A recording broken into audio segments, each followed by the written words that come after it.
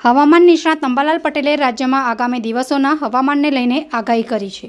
આજથી 13 ઓગસ્ટ સુધી રાજ્યના અનેક વિસ્તારોમાં વરસાદની શક્યતા છે। મહીસાગર, પંચમહાલ, દાહોદ, છોટાઉદેપુર, વડોદરા ઉપરાંત અમદાવાદ અને ગાંધીનગરના કેટલાક વિસ્તારોમાં વરસાદ પડી શકે છે।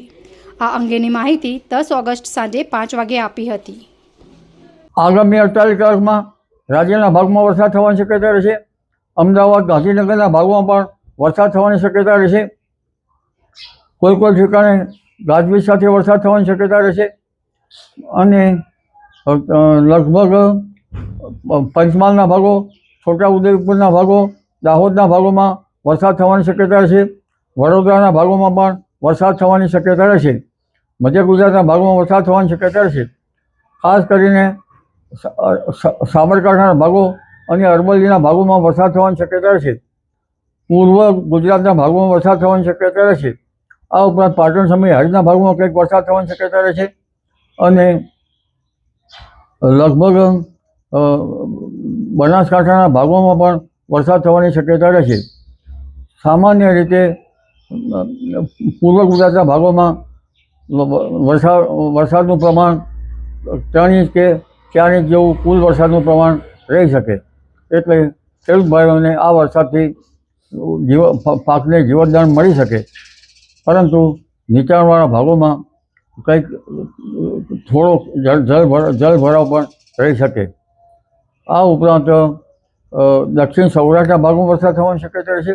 સૌરાષ્ટ્રના અલગ અલગ ભાગોમાં વરસાદી ઝાપટા પડવાની શક્યતા રહેશે। તેમજ દક્ષિણ ગુજરાતના ભાગોમાં વરસાદ થવાની શક્યતા રહેશે। દક્ષિણ ગુજરાતના ભાગોમાં લગભગ 3 થી 4 ઇંચ જેવો કુલ વરસાદ થવાની શક્યતા રહેશે। એટલે હમણાં આગામી તારીખ 13 સુધીમાં ગુજરાતના ભાગોમાં, સૌરાષ્ટ્રના ભાગોમાં વરસાદ થવાની શક્યતા રહેશે। ઉત્તર સૌરાષ્ટ્રના ભાગોમાં પણ વરસાદ થઈ શકે। સુરેન્દ્રનગરના ભાગોમાં, ધાંગધ્રાના ભાગોમાં, હળવદના ભાગોમાં પણ વરસાદ થઈ શકે। એટલે આ વરસાદ અલગ અલગ ભાગોમાં થવાની શક્યતા રહેશે અને આ ઝાપટાથી કોઈ ઊભા કૃષિ પાકોને ક્યાંક જીવતદાન મળી શકે। જ્યાં વરાપ નથી થઈ ત્યાં થોડીક હરકત આવી શકે। આ ઉપરાંત વરસાદ ઓગસ્ટમાં ઓછો થવાનું કારણ પેસિફિક મહાસાગરમાં એક જબરજસ્ત વાવાઝોડું બન્યું હતું। એ વાવાઝોડું હવે દક્ષિણ ચીન તરફ જશે અને ત્યાંના કારણે બંગાળ ઉપસાગરમાં ફરી પાછી સિસ્ટમ બનવાની શક્યતા રહેશે। કારણ કે આ વાવાઝોડું અરબ સાગરનો ભેજ અને બંગાળ ઉપસાગરનો ભેજ ખેંચી જતું હતું। એટલે ઓગસ્ટમાં હમણાં લગભગ સારો વરસાદ થવામાં મોટો અંતરાય ઊભો કર્યો હતો। પેસિફિક મહાસાગરમાં એક પછી એક સિસ્ટમો બનતી હોય છે। ટ્રોપિકલ સાયક્લોન, ટાઇફૂન, આ ટાઇફૂન પણ તેની અસર પણ બંગાળ ઉપસાગરમાં અને અરબ સાગરના ભેજ ખેંચવામાં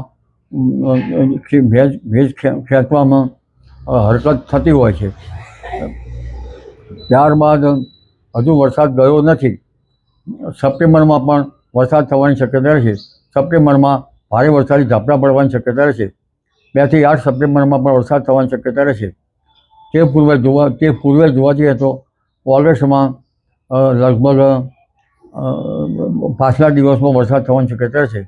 તારીખ 23 ઓગસ્ટથી વરસાદ થવાની શક્યતા રહે। તારીખ 25 થી 28 ઓગસ્ટમાં વરસાદની વધવાની શક્યતા રહે અને આ વરસાદ જે છે એ ગુજરાત, સૌરાષ્ટ્રના ભાગોમાં અને દક્ષિણ ગુજરાતના ભાગોમાં પણ થઈ શકવાની શક્યતા રહે। પરંતુ તારીખ 31 ઓગસ્ટ પછીનું વરસાદી પાણી સારું ગણાતું નથી।